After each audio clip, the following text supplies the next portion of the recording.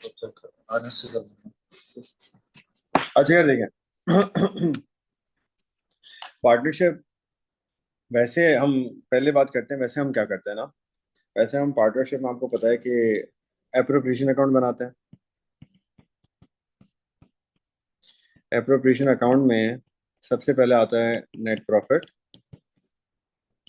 और net profit में हम लोग प्लस करते हैं interest on drawings.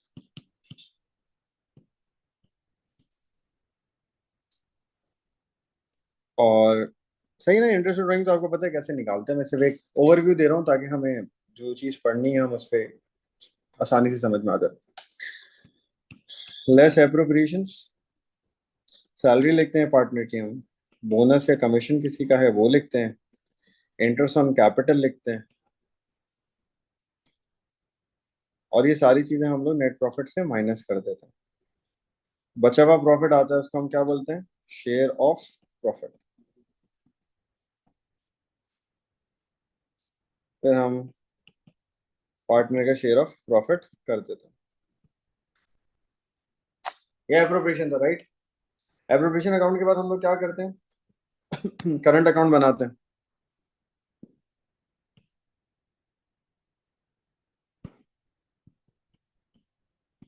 Current account में ब्रॉट डाउन बैलेंस आता है सबसे पहले, फिर आती है salary, bonus, interest on capital, share of profit, वही करंट अकाउंट वाली चीज है। डेबिट पे आती है हमारे पास ड्राइंग्स और इंटरेस्ट ऑन ड्राइंग्स। हम इसको बैलेंस करते हैं और क्या निकाल लेते हैं बैलेंस करके? सीडी। सही, यही सारी चीजें होती हैं। अच्छा एक और बात सुने। देखिए अकाउंटिंग में अगर हम बात करते हैं ना बैलेंसेस की, मेरे ख्याल से मैंने पहले भी बताया आप लोगों को, जब कंट्रोल अकाउंट्स पढ़ा हुआ था, दोबारा बताता है। जब हम बैलेंसेस की बात करते हैं ना, अकाउंटिंग के अंदर देखें दो तरह के बैलेंसेस हैं। एक होता है ओपनिंग बैलेंस। ओपनिंग बैलेंस हम किसको सर। बोलते हैं? हाँ। सर आप म्यूट हैं।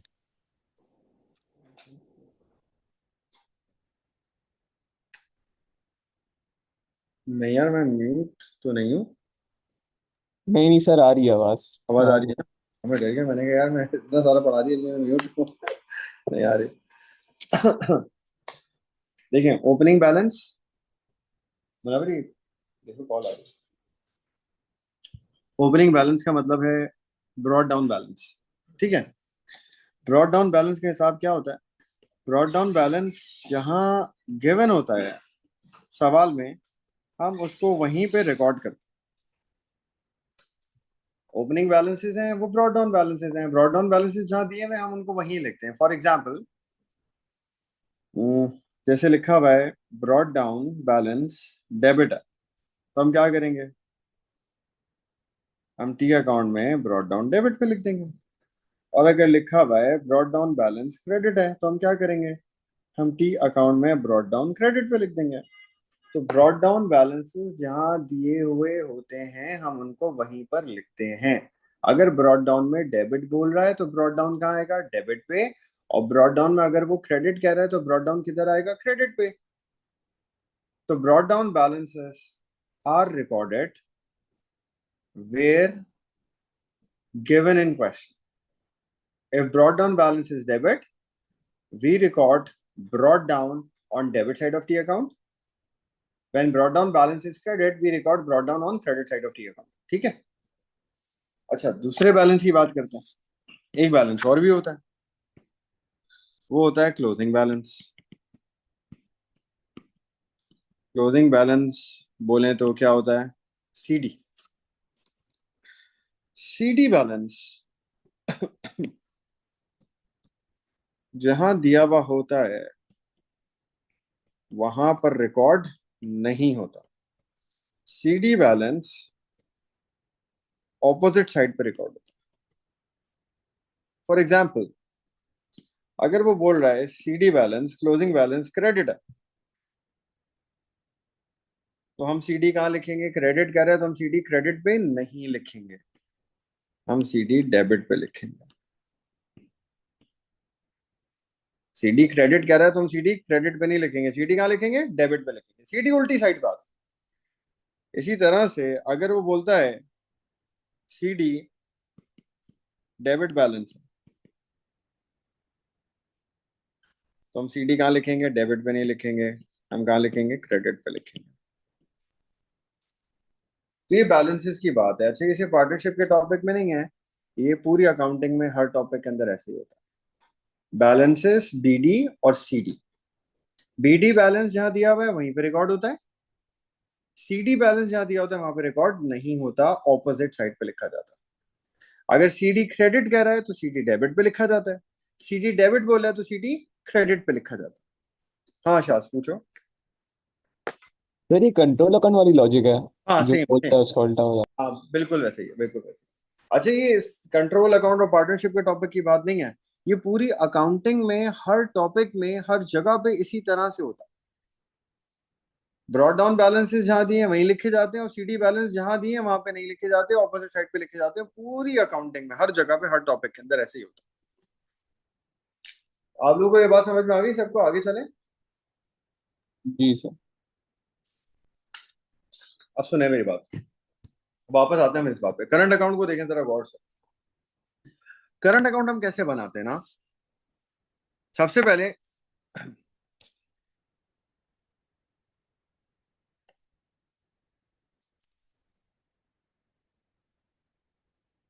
सबसे पहले देखें, हम लिखते हैं ब्रॉड डाउन बैलेंस जहां भी दिया हुआ है।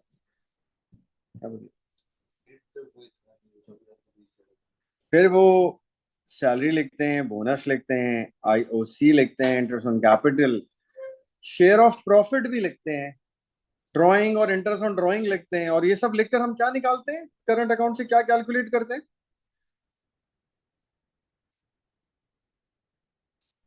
CD कैलकुलेट करते हैं।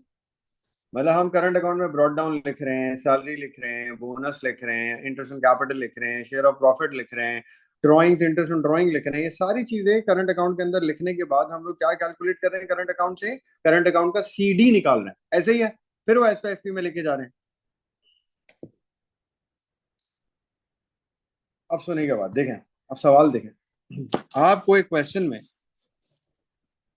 अगर मैं कहता हूं कि आपको क्वेश्चन में करंट अकाउंट का ब्रॉड डाउन दिया हुआ है, करंट अकाउंट का CD भी दिया हुआ है, किस पार्टनर की कितनी सैलरी है वो बताया हुआ है, इंटरेस्ट ऑन कैपिटल बताया हुआ है, ड्राइंग्स बताई हुई हैं, इंटरेस्ट ऑन ड्राइंग्स बताया हुआ है, लेकिन प्रॉफिट नहीं बताया। CD बताया हुआ है, करंट अकाउंट, BD भी है। ये सारी चीजें लिखने के बाद क्या हम करंट अकाउंट की बैलेंसिंग फिगर जैसे CD निकालते हैं वैसे ही बैलेंसिंग फिगर यहाँ पे शेयर ऑफ प्रॉफिट कैलकुलेट नहीं कर सकते क्या? कर सकते। आप समझ रहे मेरी बात? यानी कि आप ये देखें ना, ऊपर सवाल में करंट अकाउंट देखें, BD दिया है, सब कुछ दिया हुआ है, शेयर ऑफ प्रॉफिट भी दिया है, ड्राइंग्स और इंटरेस्ट ड्राइंग भी दिया है, तो हम क्या निकाल लेते हैं? CD निकाल लेते हैं। और अगर यहाँ पे CD भी दिया हुआ है, BD भी दिया हुआ है, salary, IOC, drawings interest on drawing, ये सब कुछ दिया हुआ है, तो क्या हम शेयर ऑफ प्रॉफिट नहीं निकाल सकते इसमें से? शेयर ऑफ प्रॉफिट एक निकल। मिनट। अब इसी तरह के सवाल होंगे, ठीक है? एक सवाल है। हाँ बोलो। करंट अकाउंट तो हम बनाते ही यानी इनकम स्टेटमेंट के बाद है ना, तो प्रॉफिट तो वैसे हमें पता होगा। देखो, एक तो उस तरह का सवाल है जिसमें हम इनकम स्टेटमेंट हम बनाते हैं और हम नेट प्रॉफिट निकालते हैं और फिर करंट अकाउंट बनता है, अप्रोप्रिएशन बनता है। एक और तरह का भी सवाल आता है जिसमें आपको इनकम स्टेटमेंट वाली कोई चीज नहीं दी हुई, सेल्स भी नहीं है, परचेज भी नहीं है, कुछ भी नहीं है, और नेट ठीक है। प्रॉफिट। अब नेट प्रॉफिट कैसे निकालें? लेकिन करंट अकाउंट का BD है और CD है, तो हम फिर नेट प्रॉफिट यहां से कैलकुलेट करते हैं। मैं बताता हूँ, अभी लिखता हूँ सवाल, बताता हूँ किस तरह का सवाल आता है। कम आता है लेकिन आता है, कभी कभार आया है, ये हमें आना चाहिए, हमारे सिलेबस का पार्ट है। अब जैसे फॉर एग्जाम्पल देखिए, क्वेश्चन में बताता हूँ किस तरह। फॉर एग्जाम्पल सवाल है, 1 जनवरी करंट अकाउंट बैलेंसेस 16,000 क्रेडिट और 16,000 डेबिट और 10,000 credit, capital A 90,000, capital B 60,000. Drawings A 25,000, drawings B 25 से ज़्यादा कर लेते हैं. ड्राइंग्स ए की हैं 30,000 और बी की ड्राइंग्स है 20,000. Salary to A 6,000, to B 4,000. Interest on capital 10%. Interest on drawing 5%. और फिर लिखा हुआ है करंट अकाउंट क्लोजिंग बैलेंस इन ए अकाउंट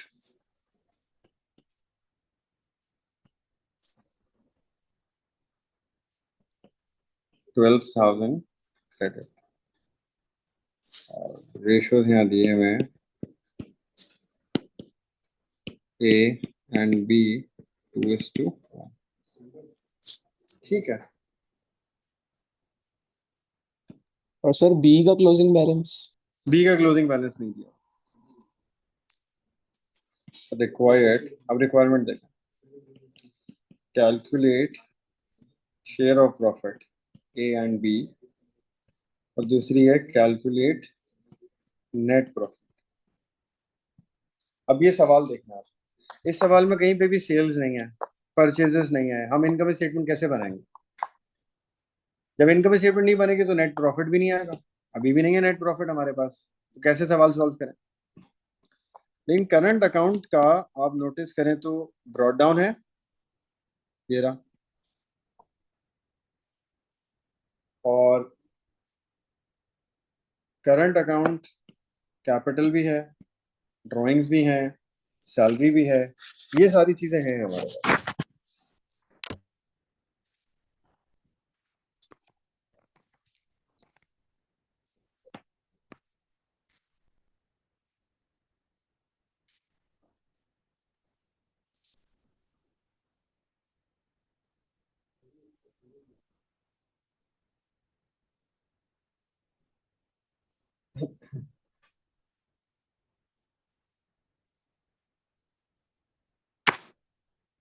लेकिन ये सारी चीजें हैं हमारे पास. ये क्वेश्चन है,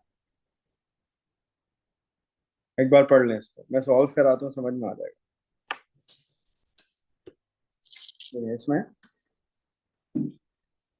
पहले तो हमें लग रहा है जो इन्फॉर्मेशन दी हुई है उस इन्फॉर्मेशन के हिसाब से हमें करंट अकाउंट बनाना चाहिए. तो सबसे पहले तो चले हम बनाते हैं करंट अकाउंट.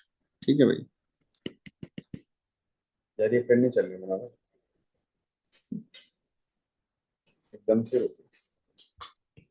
चल गई चल.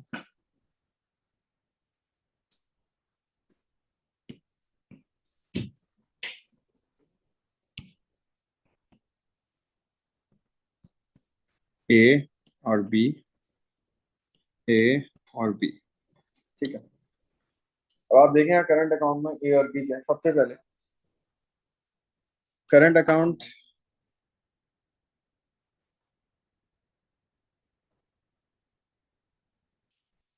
बैलेंस दिया हुआ है 16,000 डेबिट और 10,000 क्रेडिट. बैलेंस के साथ डेट क्या है? साल के स्टार्ट की डेट है, ओपनिंग डेट है. ओपनिंग डेट होने का मतलब ये कौन सा बैलेंस हो गया? ब्रॉड डाउन बैलेंस हो गया ये. ये तो ब्रॉड डाउन बैलेंस है. लिखते हैं एक का 16,000 डेबिट है और एक का 10,000 क्रेडिट है. तो ए का 16,000 डेबिट है क्योंकि पहला नाम ए का है, पहला बैलेंस ए का होगा, और बी का 10,000 क्रेडिट है. देखिए 16,000 और 10,000. इसके बाद salary, bonus, interest on capital, share of profit, ये फॉर्मेट है. और डेबिट साइड पे क्या आता है? ड्राइंग्स और इंटरेस्ट ऑन ड्राइंग्स. सैलरी देखें कितनी है दोनों की, 6,000 और 4,000. बोनस तो है ही नहीं सवाल में. इंटरेस्ट ऑन कैपिटल हमें निकालना है. कितना परसेंट है इंटरेस्ट ऑन कैपिटल? देखें 10%. और कैपिटल कितने हैं? 90,000 और 60,000. 90,000 इसका कैपिटल है, 10%, 9,000 आ गया इंटरेस्ट ऑन कैपिटल। 60,000 इसका है, 10%, 6,000 आ गया इसका। तो ये आ गया इंटरेस्ट ऑन कैपिटल 9,000 और 6,000। ड्रॉइंग्स देखें, 30,000 और 20,000।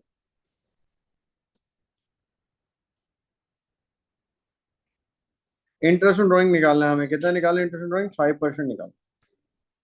इसका 5% आ जाएगा 1,500, इसका 5% आ जाएगा 1,000 interest on drawing.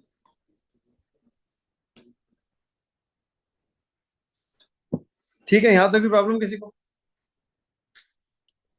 Share of profit नहीं है अभी तक हमारे पास,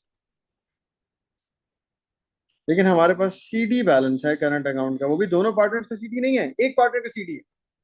एक किसका सीडी बैलेंस है? ये रहा करंट अकाउंट क्लोजिंग बैलेंस, मतलब सीडी बैलेंस किसके अकाउंट में है? एक के अकाउंट में सीडी बैलेंस है। कितना है? 12,000 क्रेडिट है। और सीडी का हमें पता है, जहां वो बोलता है वहां आता नहीं है, उल्टी साइड पे आता है। तो सीडी बैलेंस 12,000 क्रेडिट कह रहा है, तो सीडी क्रेडिट पे नहीं आएगा, सीडी कहाँ आ जाएगा? डेबिट पे। 12,000 क्रेडिट। बी का हमें नहीं पता।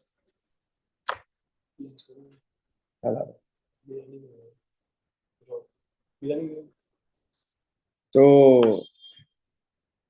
ब्रॉड डाउन आ गया, सैलरी आ गया, बोनस नहीं था नहीं लिखा, इंटरेस्ट ऑन कैपिटल आ गया, शेयर ऑफ प्रॉफिट नहीं है, ड्राइंग्स है, इंटरेस्ट ऑन ड्राइंग है, और सिर्फ ए का सीडी है वो हमने लिखा। देखें इसमें कोई प्रॉब्लम है किसी को? यहां तक देखें, देखें सवाल में।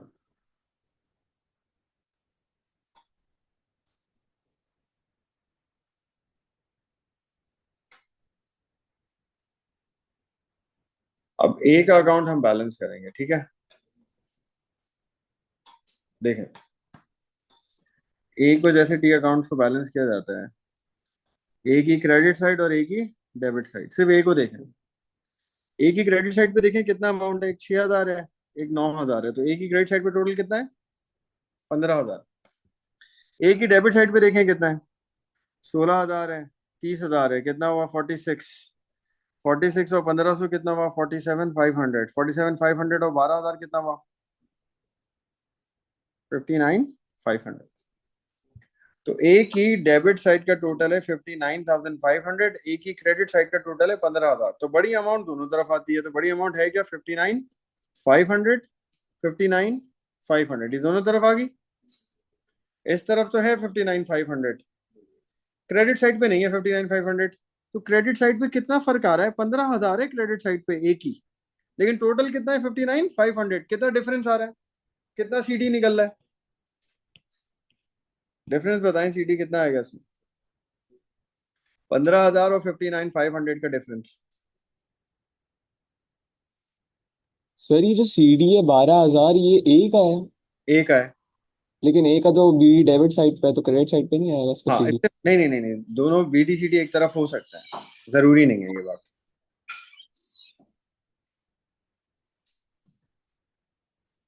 जरूरी नहीं।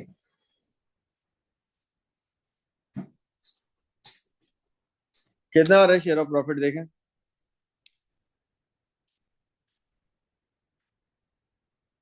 15,000 और 59,500 उसका टोटल लिखा हुआ है ए में ना। तो डिफरेंस कितना बना?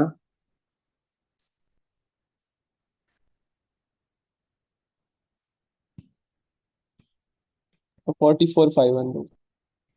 तो 44,500 शेयर ऑफ प्रॉफिट आ ए का। इसमें कोई प्रॉब्लम है किसी को? तो पूछें। देखिए, सारी चीजें लिखने के बाद हम सीडी निकालते हैं। यहाँ सीडी दिया हुआ है, शेयर ऑफ प्रॉफिट निकाल लिया हमने। तो शेयर ऑफ प्रॉफिट 44,500 एक आ गया।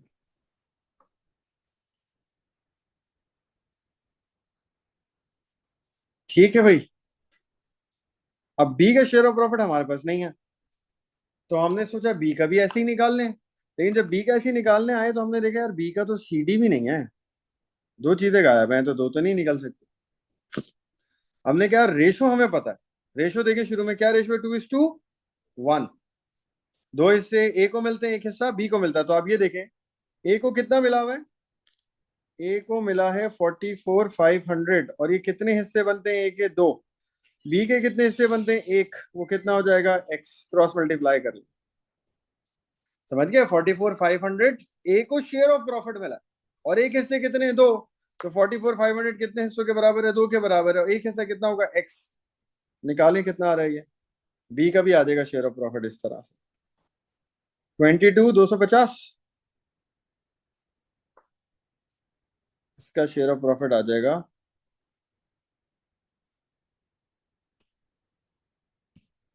22,250। देख लें, ये समझ में आती है बात आप लोगों को?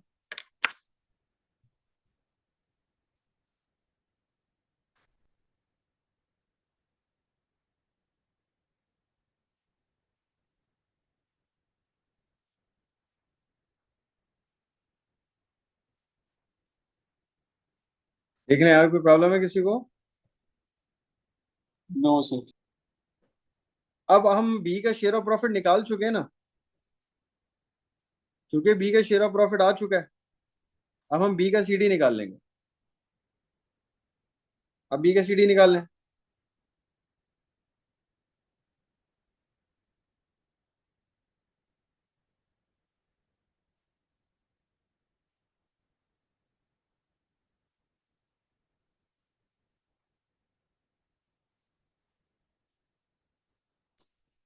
कितना है बी का सीडी?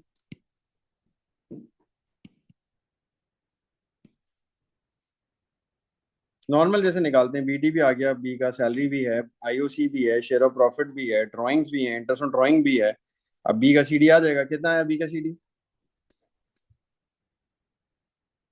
12,250 आ रहा है। 12,250 आ रहा है।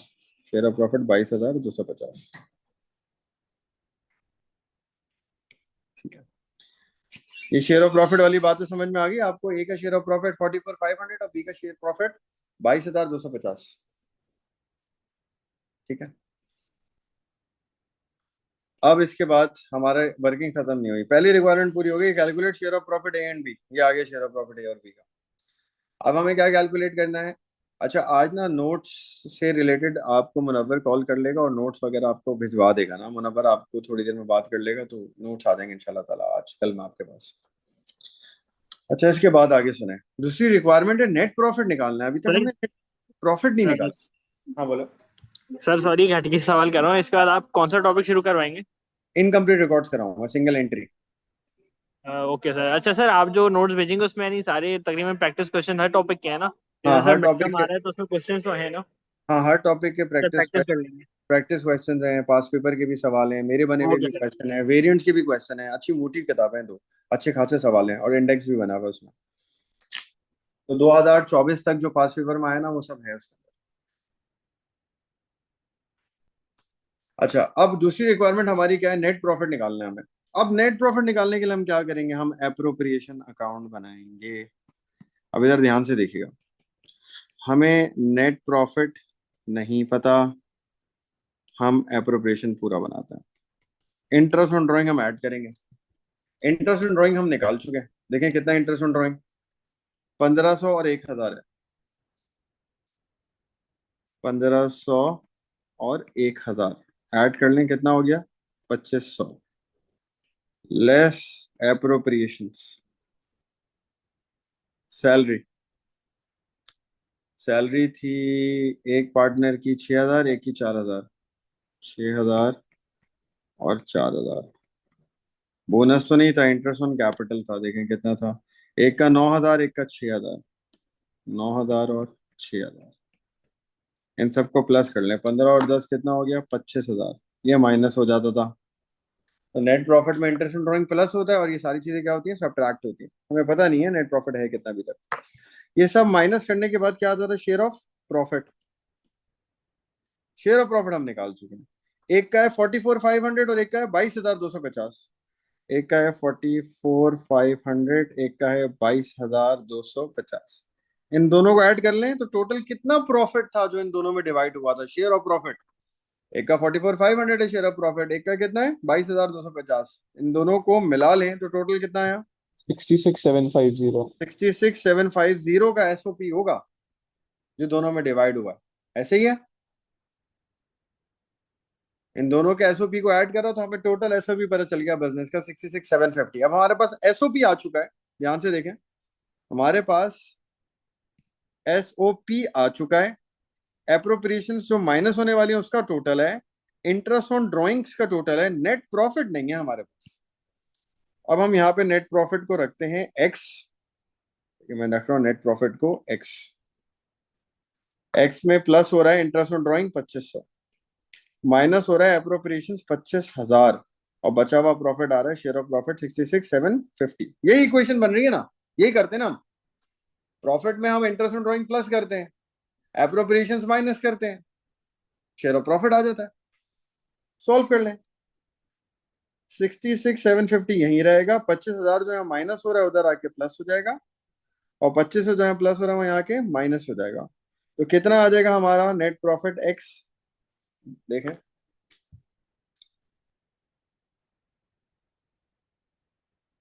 89250 सब कुछ कर।